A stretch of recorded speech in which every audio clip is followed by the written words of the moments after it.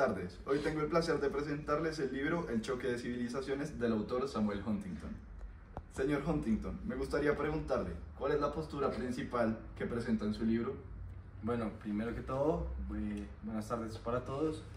Mi intención al escribir este libro fue sostener que en la posguerra fría el conflicto fundamental no era ideológico ni económico, sino cultural. Por tal motivo, escribí: el futuro del mundo estará marcado por el choque entre civilizaciones. ¿Nos podría explicar en qué consiste ese choque? Claro que sí. Las diferencias entre civilizaciones son profundas y fundamentales.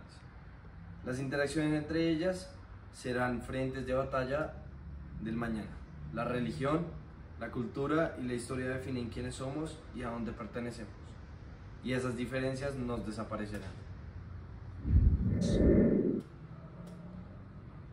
Señor Huntington, lo que usted plantea es, en el mejor de los casos, una simplificación peligrosa. La narrativa del choque de civilizaciones presenta el conflicto cultural como inevitable, pero usted ignora las verdaderas motivaciones políticas y económicas que están detrás de los conflictos.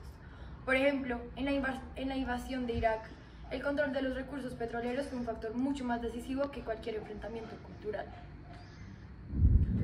Interesante. Las motivaciones económicas ciertamente juegan un rol, pero las diferencias culturales son el marco en el que estos conflictos se intensifican. Permítame diferir, señor Huntington. La invasión de Irak fue motivada por intereses geopolíticos, como lo señala Cole, abro comillas. El acceso al petróleo fue central en la intervención estadounidense. Asimismo, otros autores como Chomsky sostienen que la narrativa cultural solo fue una excusa para encubrir estos intereses. Señor Huntington, usted menciona que los intereses económicos jugaron un rol, pero en realidad la narrativa de su libro se enfoca en promover estereotipos sobre el Medio Oriente. Usted presenta estas culturas como inherentemente violentas, sugiriendo que, por esta característica de ellas, el conflicto con Occidente es inevitable. Esto perpetúa una visión simplista que justifica las acciones militares occidentales bajo la premisa de civilizar o liberar a estas sociedades. Ok. Mi intención no es perpetuar estereotipos, sino describir las realidades de los choques culturales que han ocurrido a lo largo de la historia. Pero esos estereotipos tienen consecuencias reales. Según datos del Pew Research Center, después del 11 de septiembre, la percepción negativa hacia los musulmanes en Occidente aumentó drásticamente, fomentada por representaciones mediáticas que simplificaban las complejidades del Medio Oriente. Así como también lo señaló Edward Said en Orientalismo, su enfoque solo refuerza la idea de que Occidente debe protegerse de una amenaza que realmente no conoce.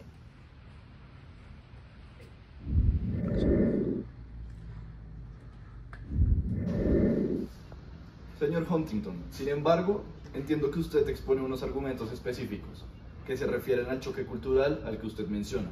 ¿Nos podría ampliar la información al respecto? Claro que sí. Las diferencias internas ciertamente juegan un papel, pero son las fronteras culturales más amplias las que determinan el curso de los conflictos, porque existen complejidades en cada civilización. Pero las divisiones entre ellas, las líneas culturales que las separan, son profundas y duraderas. Los conflictos intercivilizatorios han sido y seguirán siendo inevitables. Gracias por su respuesta, sin embargo, considero que continúa hablando desde la generalización. No son evidentes en su explicación los motivos puntuales que lo llevan a esta tesis, señor Huntington. En su respuesta, no solo ignora la diversidad interna del Medio Oriente, sino que también reduce estas sociedades a una lucha homogénea contra Occidente. Usted no reconoce las complejas alianzas y conflictos internos como los que ocurrieron en Irak tras la invasión, donde la falta de comprensión de las divisiones entre chiíes, sunitas y kurdos exacerbó la violencia sectaria. Coincido. Ese es precisamente el problema. Su teoría no permite ver las dinámicas internas que realmente mueven estos conflictos. Al presentar todo como un choque civilizatorio, está deshumanizando a estas sociedades y justificando la intervención occidental.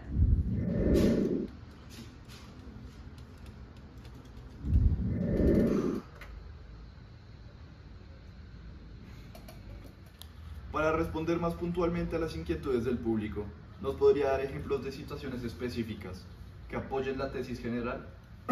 Sí, claro, por supuesto. Está el caso de los diferentes conflictos que se han dado entre civilizaciones, entre la civilización occidental y la islámica durante siglos. No podemos ignorar esa historia. Los conflictos que hemos visto y los que vendrán seguirán estas líneas divisorias. Pero de estos conflictos que menciona, veo que no está teniendo en cuenta las causas políticas y económicas. Sigue reduciendo todo motivo de diferencias culturales, con lo que está promoviendo una visión que no explica los hechos, sino que sigue repitiendo una conclusión sin profundizar en la información objetiva que la sustentaría.